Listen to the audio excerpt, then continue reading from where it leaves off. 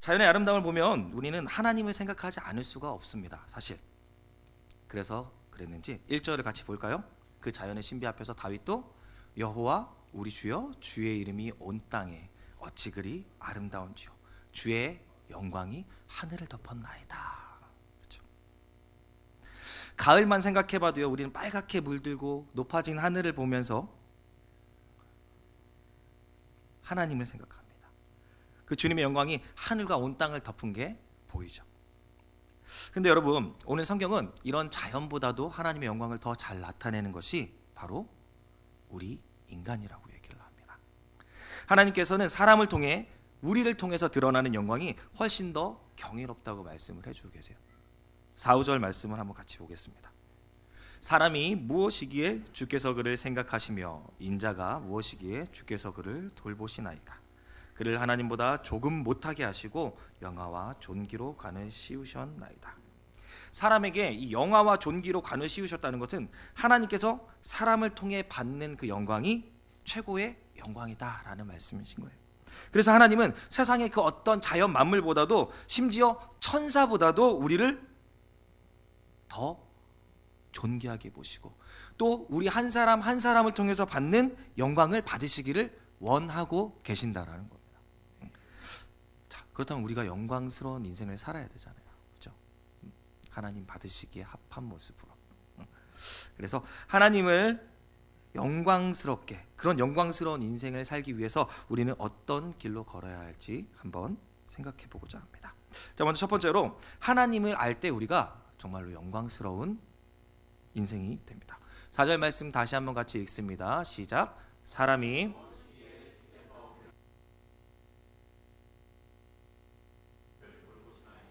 아멘. 오늘 본문은 다윗이 지은 시인데요, 다윗이 지금 이 고백을 하는 것을 보면 한 가지 우리가 깨달음을 갖게 됩니다. 뭘까요? 자기 자신이 너무 아무것도 아니라는 것을 지금 다윗은 철저하게 깨닫고 있는 상황인 거예요. 심지어 부족하고 연약하여서 죄인의 모습으로만 여겨지는데 그 하나님이 자신을 받아주시고 또 용서해 주시고 사랑해 주신다는 것, 더욱이 그 자신의 부족한 인생을 하나님이 인도해 주신다라는 것을 알고 있는 겁니다. 여러분, 우리가 떡과 포도주를 먹는 것은 나 때문에 먹는 게 아니고요, 예수님 때문에 먹는 거예요. 예수님 때문에. 그렇습니다. 사람은 자기 자신 그 스스로의 모습 속에서는 절대로 영광스러운 것을 발견할 수가 없어요. 뭐 영광스러운 게 있어요? 깨끗한 것이 있고 뭐 하나 내세울 만한 것이 있습니까?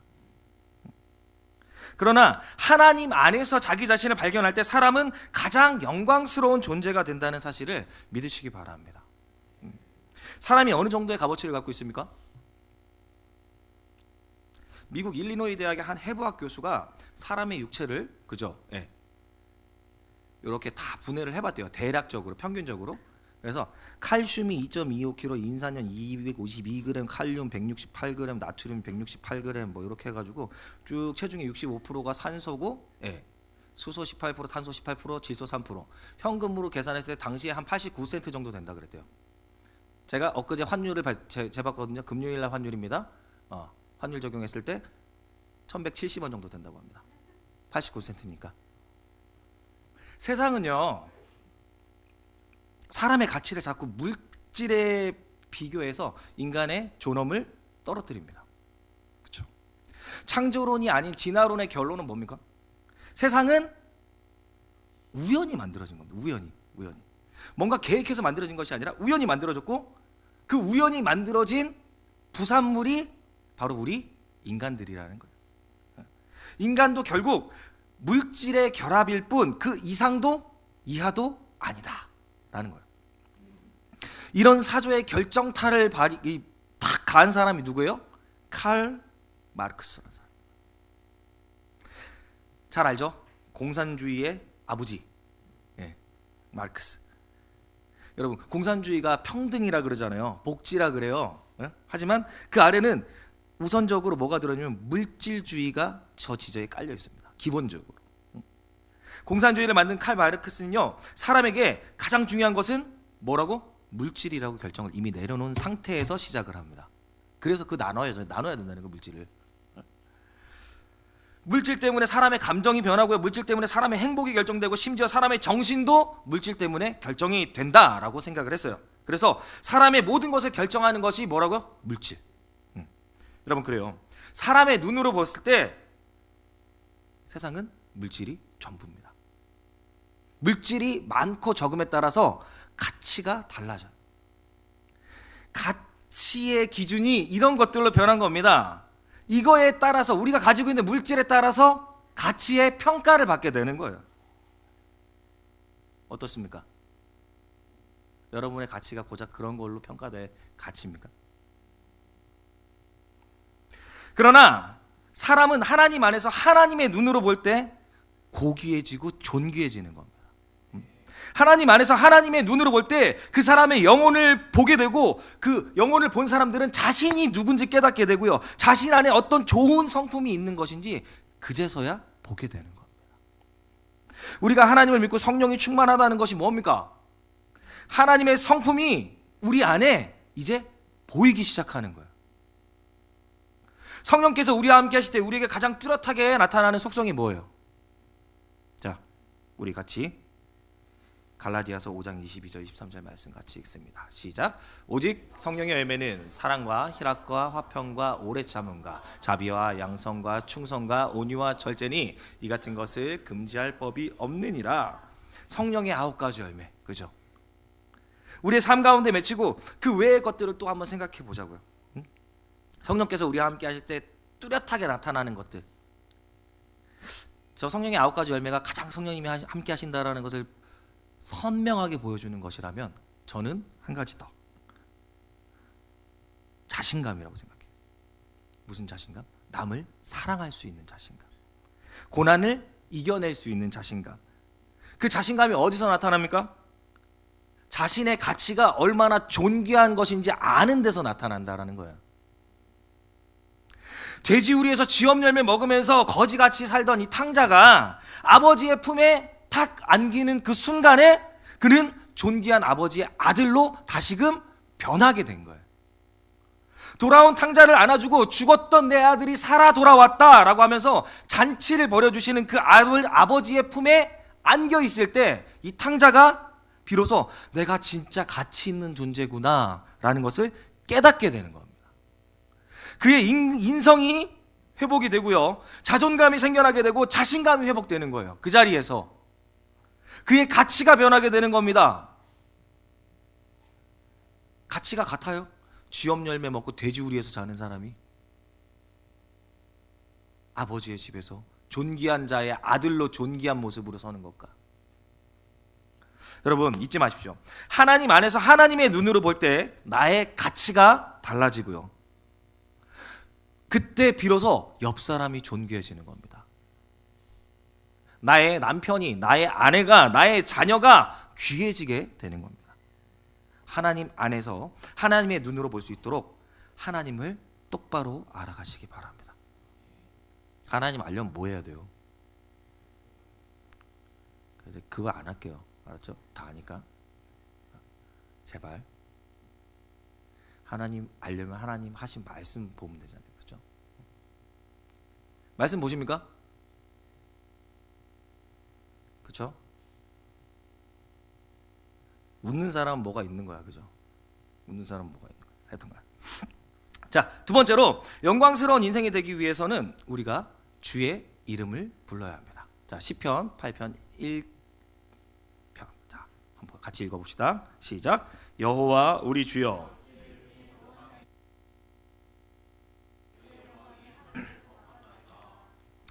아멘.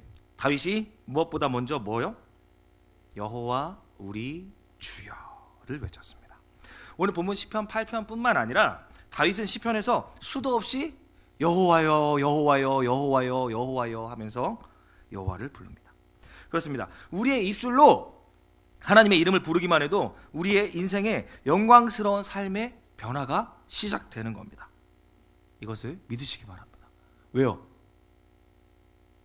여호와여 하나님이여 라고 찾을 때 이미 하나님을 생각하고 있는 거잖아요. 너무 단순한 내용이잖아요, 그죠? 단순한 내용을 말했다고 해서 단순하게 받아들이지 마시고 하나님을 생각하시라는 거예요.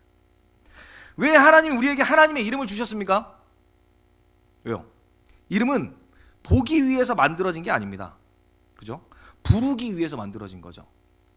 제 이름이 뭐죠? 유승범입니다. 예.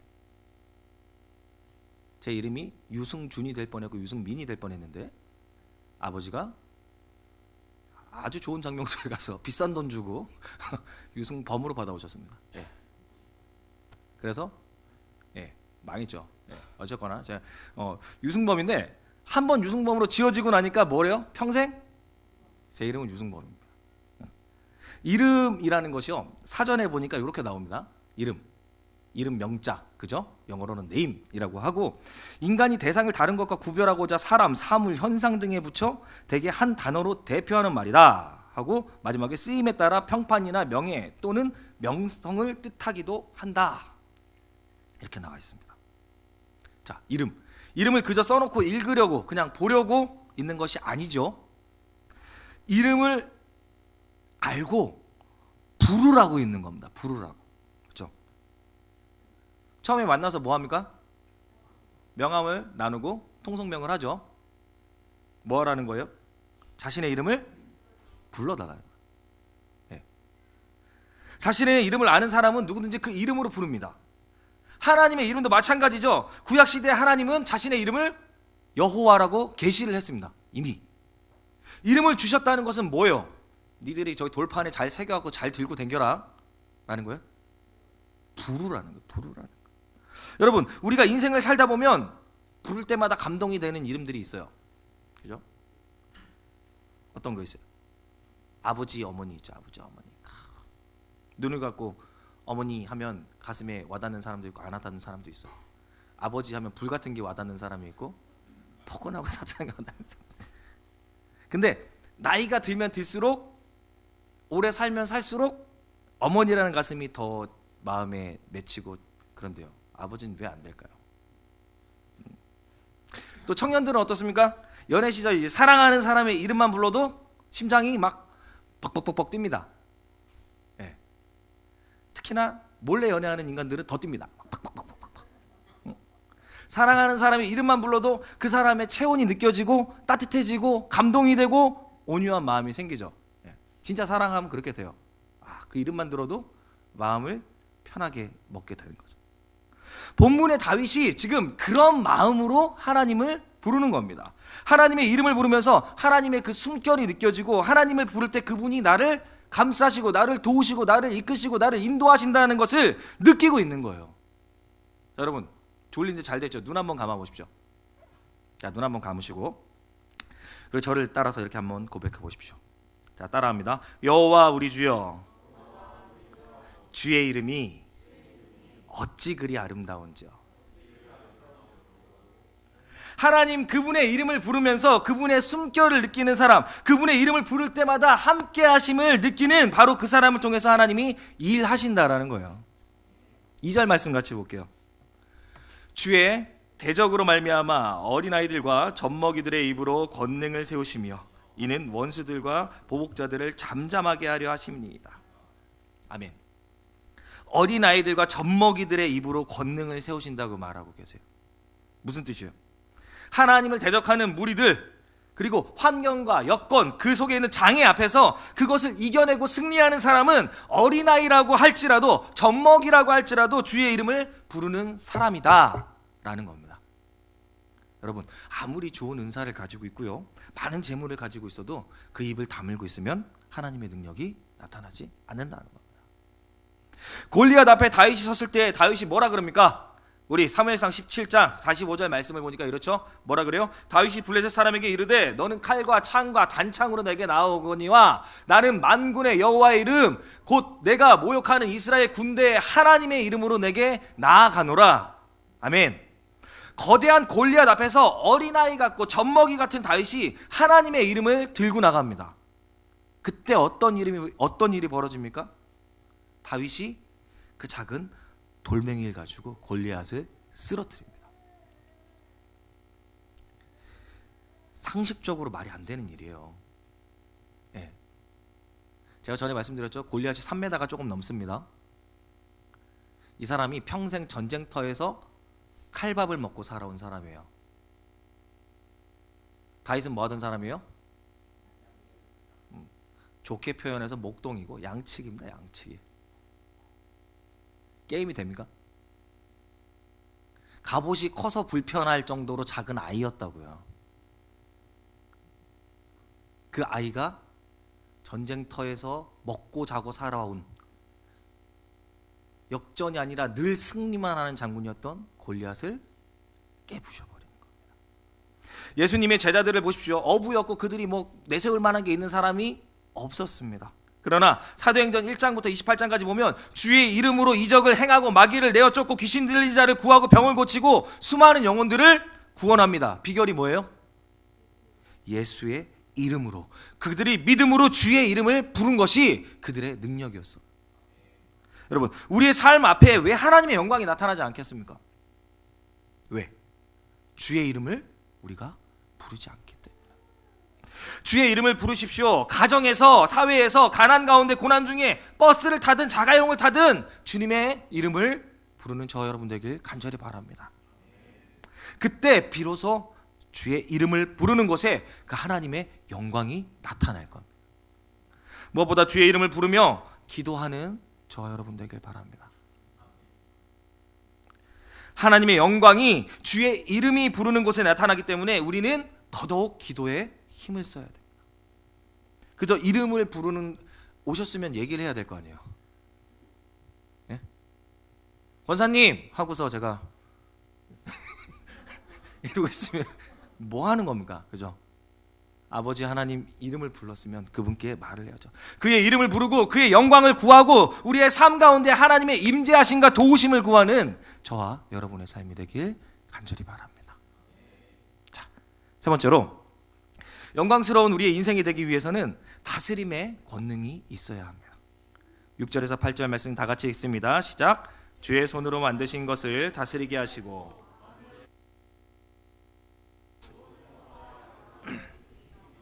공중의 새와 바다의 물고기와 바닷길에 다니는 것이니다. 아멘.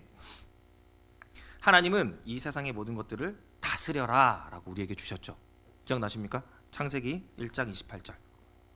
하나님이 그들에게 복을 주시며 하나님이 그들에게 이르시되 생육하고 번성하여 땅에 충만해라. 땅을 정복해라. 바다의 물고기와 하늘의 새와 땅에 움직이는 모든 생물을 다스리라 하시니라. 아멘. 애초에 아담, 즉 사람은 하나님이 주신 모든 것을 다스리라고 만들어졌습니다. 그죠? 그리고 그 다스림을 통해서 하나님이 영광을 받으시는 거예요. 근데 다스리라고 만들어주신 것에 절을 하고요. 다스리라고 원하는 것들에게 다스림을 받기를 원한다면 하나님께 주신 그 영광을 더럽히는 거죠. 영광의 자리를 스스로 발로 차버리는 겁니다. 다스리라고 말씀하신 자연에 절을 합니다. 전 세계적으로 공통되게 있는 신의 모습이 뭐냐면 바로 이제 태양, 해, 달, 별입니다. 해, 달, 별. 해, 달, 별. 또 뭐에 절해요? 나무에 절을 하죠.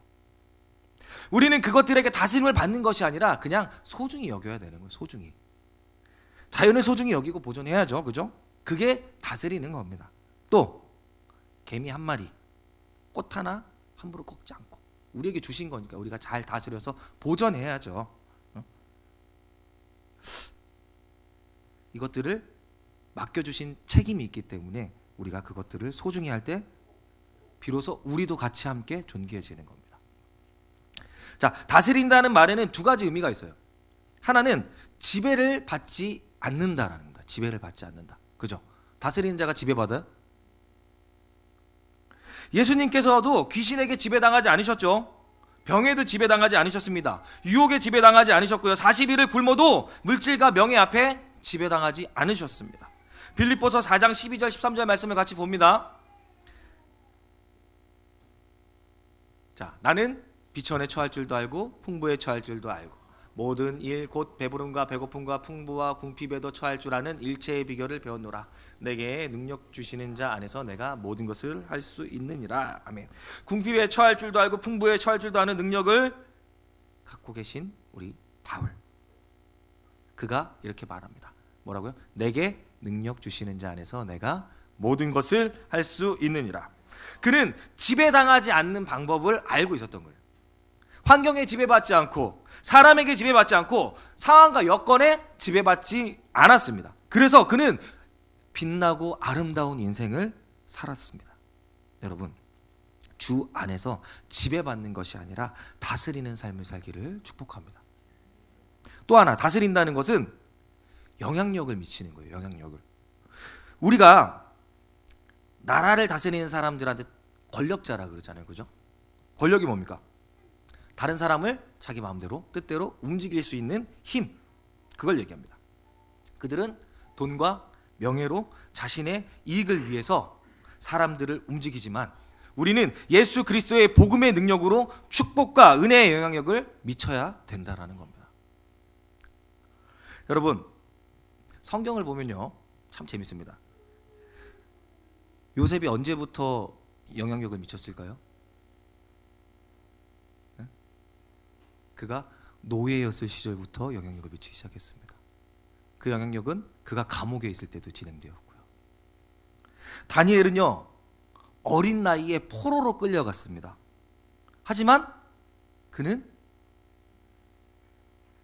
그가 있는 곳에서 가장 영향력 있는 인물이 되었죠. 다윗은요, 양치기였다니까요. 양치기. 근데 그가 노래를 부를 때 악령이 떠나가는 역사가 일어납니다. 바울이 로마로 끌려갈 때 그는 죄수의 신분이었지만 풍랑을 만나서 다 파손되어져서 다 죽겠구나 하는 그 뱃속에서 모든 사람들에게 희망을 주고 생명의 확신을 주는 그 자리에 있었다는 겁니다. 복음의 영향력은요, 믿음의 문제이지 삶의 위치와 능력과는 관계가 없다라는 거예요. 여러분, 가정에서든지 직장에서든지 복음의 선한 영향력을 끼치는 사람이 되시길 바랍니다. 특별히 가정을 지혜롭게 하는 아내, 남편, 그리고 부모가 되시기 바랍니다. 그리고 자녀도 되십시오. 힘이 없다면 하나님께 기도하시면 됩니다. 선한 영향력을 나타낼 수 있는 능력을 달라고 기도하십시오. 자녀, 가정을 다스릴 수 있는 하나님의 지혜를 구하십시오. 그리고 그렇게 기도할 때 하나님이 그래 이러고 그냥 덮으실까요? 하나님은 풍성하게 주시는 분, 흔들어 차고 넘치게, 넘쳐서 부족하거든 더 부어주시는 그 하나님, 하나님의 지혜와 권능으로 다스리는 자가 돼서 하나님의 빛을 드러내고 하나님의 기쁨이 되고 그 하나님의 영광을 드러내는 삶을 살아가는 저와 여러분 되길 간절히 바랍니다. 말씀을 맺습니다. 우리의 삶이 영광스러운 삶이 되려면요, 먼저 하나님 안에 거하길 힘쓰십시오. 삶의 가치가 변할 겁니다. 특별히 그 하나님의 이름을 부르십시오. 하나님, 아버지, 여호와 하나님 해놓고서 하나님께 아무것도 안 하려면 하나님 어떠실까요? 그분께 다 아뢰십시오. 그 이름을 부르고 환경을 이기고 고난을 이겨내서 하나님께서 비로소 그때 우리를 영광스럽게 하실 겁니다. 마지막으로 선한 영향력을 갖는 다스리는 자가 되기를 축복합니다. 가정을 다스리고 환경을 다스리는 권능의 사람이 되셔서 하나님이 기뻐하시고 하나님께서 영광 받으시는 삶을 살아내는 우리 사랑하는 세비전 양해문 교회 가족들 되시길 간절히 바랍니다. 우리 찬양하고 기도합시다.